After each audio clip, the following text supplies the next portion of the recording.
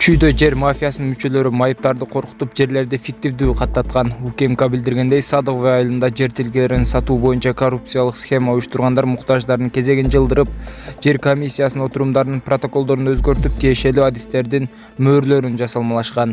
Кылмышка шектелип, Садовый айыл өкмөтүнүн мурдагы башчысы, Миңбулак айылдык кеңешинин төрагасы жана прокуратуранын мурдагы кызматкери кармалып, камакка алынды. Коңшу Казакстанда бет капчан адам өрттөн улам атасын жана 3 бир тууганын жоготкон Стас аттуу 16 жаштагы балага үй алып берди.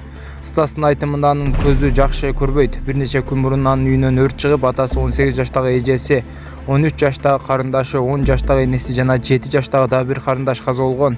Эжем менен энимди шаарга окууга алып кетейин дегем. Менде эми андай мүмкүнчүлүк жок. Апам дагы 7 жыл мурда каза болгон.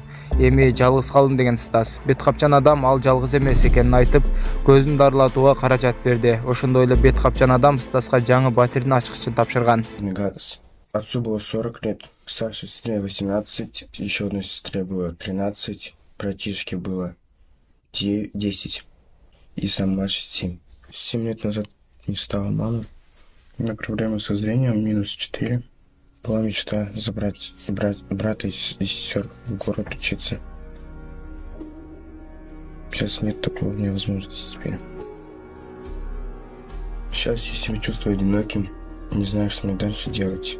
Твою боль невозможно представить, через что ты проходишь. Но ты не один. Мы можем вместе пройти через это. Тебе больше не придется беспокоиться о затратах на образование. Также ты получишь лечение. Также ты стал обладателем квартиры. Пойдем согнать.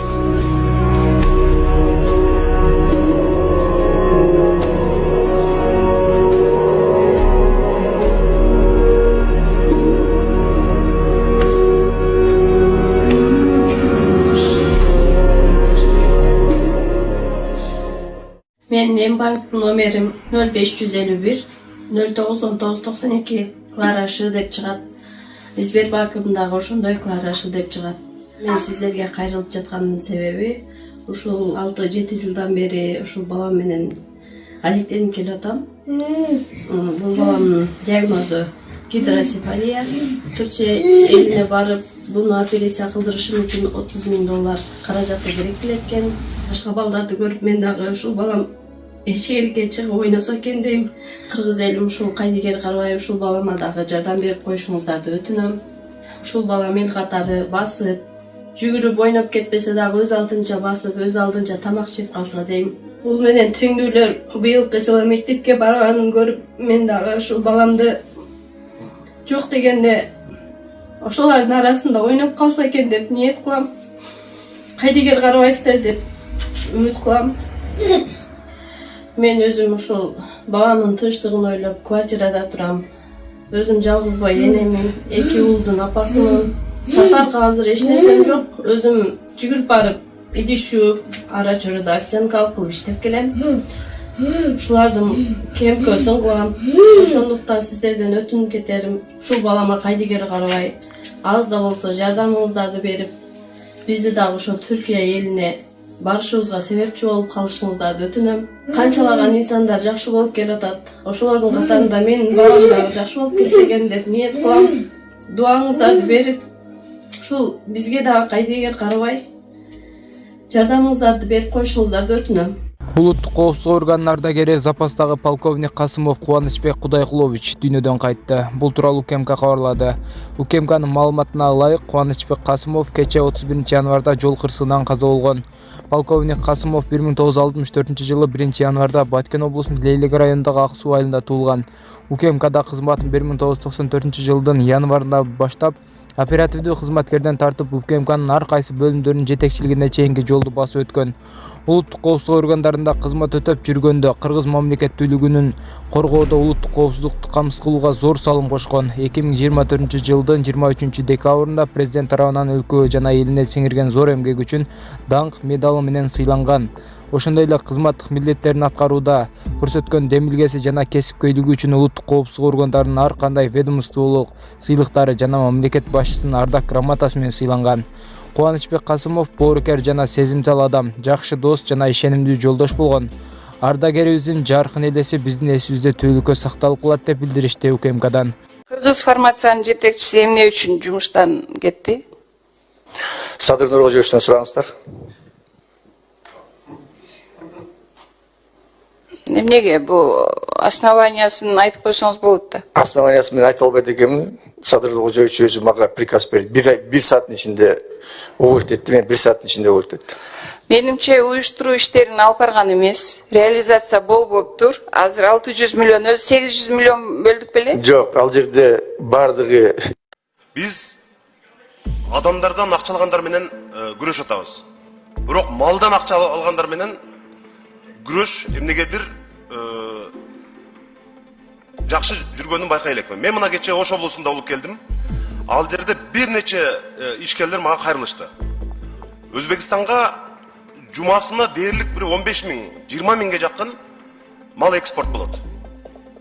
Ошол жерден ар бир малдан ветеринария кызматынын жетекчисине де акча чогултушат экен. Ар бир малдан 100 сомдон, элестетиңиз, жумасына 15 миң деген мал өтүп атса, ар биринен 100 сомдон ветеринария кызматынын жетекчисине де акча чогултушат экен. Мен бир ишкер эмес, бир нече ишкерлерден сураштырып, мына ушундай десем бардыгы тастыктап атышат. Мына ушуну Алмаз Акынжанович, мен ушул трибунадан Камчы Кылычбаевичке да кайрылат элем. Ветеринария кызматынын азыркы жетекчиси жаш жигит дейт, Улукбек фамилиясын унутуп калдым. Ошол жигитке деп акча чогултабыз дейт. Бардыгы. Улукбекке 100 сомдон деп ар бир малдан.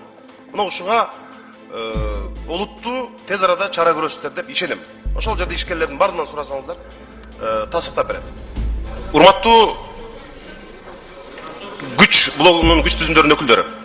Мындан бир аз убакыт мурун Кыргызстанда бүтүндөй коомчулукта үрөй учурган бир окуя болду. Бул жанагы Баткенде Батма Жолболдуева ИВСте кандайча зордукталганын, ошол жерде жанагы кылмышка шектүүлөргө атайын мүмкүнчүлүк түзүп берип, ошол жерде аябай кордук көргөнүн айтып чыкты. Мен ошол 2 саат, 3 сааттык интервьюну эринбей барын көрүп чыктым. Шурудай кылып тизип айтып берип атат. Саат канчада кандай болду, кандай болду, кандай болду.